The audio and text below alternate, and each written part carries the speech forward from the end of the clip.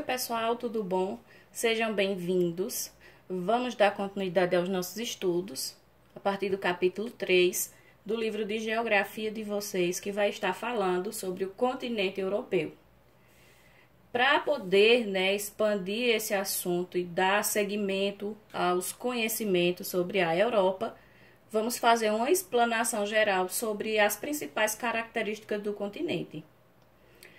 Então, a Europa é um dos 6 continentes que existem no planeta. Em extensão territorial, ele é o segundo menor, também conhecido como Velho Mundo, porque é considerado o berço da cultura ocidental. Foi lá que a cultura ocidental teve início, e ganhou força, foi no continente europeu. A natureza do continente europeu, de toda a Europa, já é bastante modificada. As suas paisagens são extremamente humanizadas e os recursos naturais e as paisagens foram modificadas.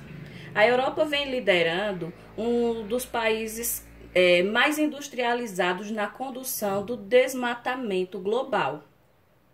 Existem, claro, na Europa, várias florestas que já foram com madeiras replantadas, árvores replantadas, ou seja, reflorestamento. Porém, a natureza, a paisagem natural, ela já foi modificada assim bastante, quase toda, inclusive. Essa imagem que eu coloquei é de Berlim, que é a capital da Alemanha, e nós podemos ver que fica em meio a uma floresta, e já foi bastante modificada, uma cidade cresceu a partir dali. E começou principalmente com a Revolução Industrial, porque os países europeus foram os primeiros países a se industrializar.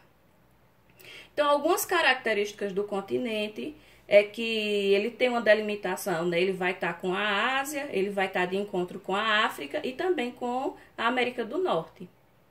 A população em 2017 foi estimada em 750,1 milhões de habitantes, e corresponde a 6,9% da população mundial.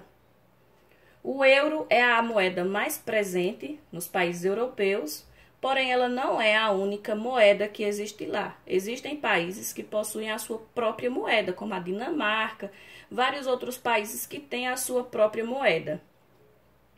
E na Europa também existe a União Europeia, que, como o nome já diz, é a união de vários países europeus. É um bloco econômico mundial que vai estar integrando vários países do continente. Para que essa integração de países? Para que eles possam consolidar e manter a paz entre os países que são membros. Então, os países que são membros da União Europeia têm uma facilidade maior, por exemplo, em se locomover dentro da Europa. Você pode viajar para outro país da Europa sem precisar de um visto, Mesmo sendo uma viagem, para outro país, mas você não precisa de um visto porque vai estar fazendo parte de um país da União Europeia. Para aproximar esses países por meio dessa cooperação operacional, para preservar valores e a diversidade europeia, para garantir a segurança dos cidadãos. Então, é o mais antigo bloco mundial que existe, e nós estudamos sobre isso o ano passado, sobre a União Europeia. Os principais climas que existem no continente europeu é o temperado oceânico, temperado continental, clima de montanha, subpolar e o Mediterrâneo. Nós estudamos também já sobre esses climas. Vou fazer uma explanação rápida sobre cada um para que vocês possam lembrar que foi que nós vimos. O temperado oceânico, ele tem os índices pluviométricos elevados, principalmente na primavera e no inverno, que as temperaturas são amenas. O temperado continental, que fica localizado no centro e no leste da Europa, tem chuvas com menos incidências, e no temperado oceânico, amplitudes térmicas que são mais elevadas. O clima de montanha ocorre nas áreas de relevo e grandes altitudes, por isso o nome clima de montanha, como os Alpes, Pirineus. Então, nessas áreas, as chuvas são bastante distribuídas durante todo o ano. O clima subpolar, o próprio nome já vai dar uma subtensão assim do que a gente pode imaginar, né? Que fica na região ártica e é constituída por duas estações bem definidas. O inverno, que é extremamente rigoroso, com temperaturas que atingem até menos 50 graus, já chegou até a fazer essa temperatura de menos 50 graus. E o verão, que é bastante curto, tem as temperaturas entre 16 e 21 graus. E o clima mediterrâneo, que fica no sul da Europa, caracterizado por verões quentes e os invernos que são amenos. Então, são duas estações que são bem definidas, com seca no verão e chuvas no inverno. Nós já ouvimos falar sobre isso. Tem também, pessoal, os países que fazem parte de cada localização dessas, onde tem o clima temperado. Quais são os países que encontram-se ali? Eu coloquei aqui um mapa, onde vai estar mostrando, né, através das cores, onde é que esses climas se encontram em cada país, em cada região, certo?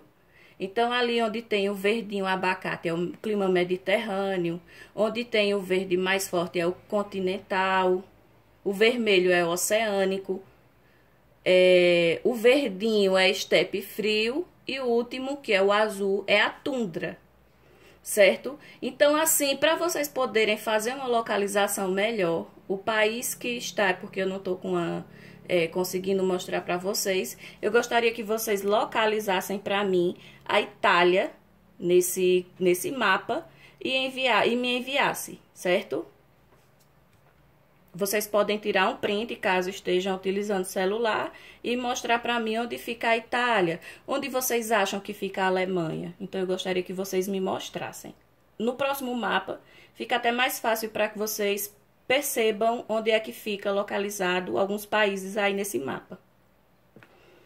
Sobre a vegetação, nós temos a tundra, floresta boreal, floresta temperada, estepes, vegetação.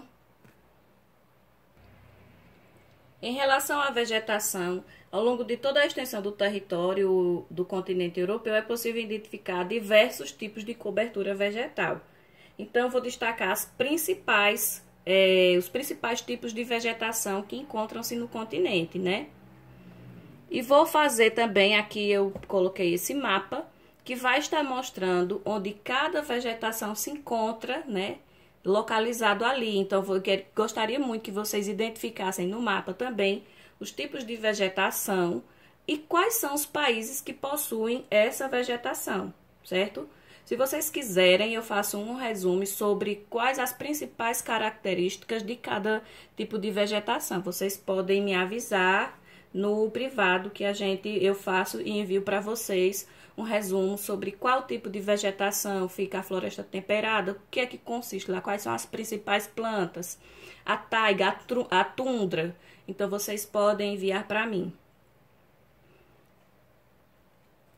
E por último, pessoal, nós vamos falar sobre as penínsulas, né? As principais penínsulas que existem no continente europeu. São várias penínsulas e eu gostaria que vocês soubessem, caso vocês não lembrem, o que é uma península. Que diferente de ilha, que é uma porção de terras rodeada de águas, a península é diferente. Elas são extensões de terra cercada por água por quase todos os lados. Quando eu digo quase, é porque vai ter uma extensão de terra ali que vai estar sendo ligada a um outro lugar, a uma outra região. Por isso, península e não ilha, tá bom? E as principais penínsulas, fiz aí também um mapa mostrando que tem a Península Ibérica, Itálica, as Balcãs, a Jutlândia. E vou falar também alguns países que fazem parte dessas penínsulas para que vocês consigam identificar. A Ibérica, que tem Portugal e Espanha. A Itálica, como o nome já diz, vem a Itália, San Marino e o Vaticano. A Escandinava, a Suécia, Noruega, a Finlândia, que são dos Vikings, né? Os países que tinham os Vikings, onde nasceu essa cultura. As Balcânicas, que vem a Grécia, a Bósnia, a Bulgária, entre outros. A Jutlândia, que fica a Dinamarca, que é onde fica localizado onde tem a Dinamarca, que é o país do mesmo nome da península, e tem um fragmento territorial da Alemanha. Então, assim, gente, esse foi um resumo bem grande, né? Mas foi um resumo das principais características do continente europeu. Eu vou passar a atividade para vocês no privado. Eu gostaria que vocês absorvessem o máximo possível desse conteúdo. Eu espero que vocês tenham gostado. Tem alguns problemas, né, de gravação, tem alguns problemas na apresentação dessas aulas, porque nós, professores, não disponibilizamos de tantos recursos assim para poder gravar essas aulas. É uma coisa nova para todo mundo.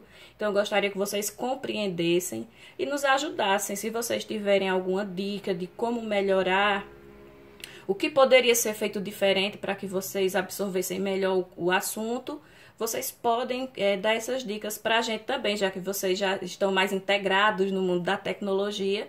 Com certeza nós vamos agradecer, tá bom? Então, cheiro para todo mundo e até a próxima.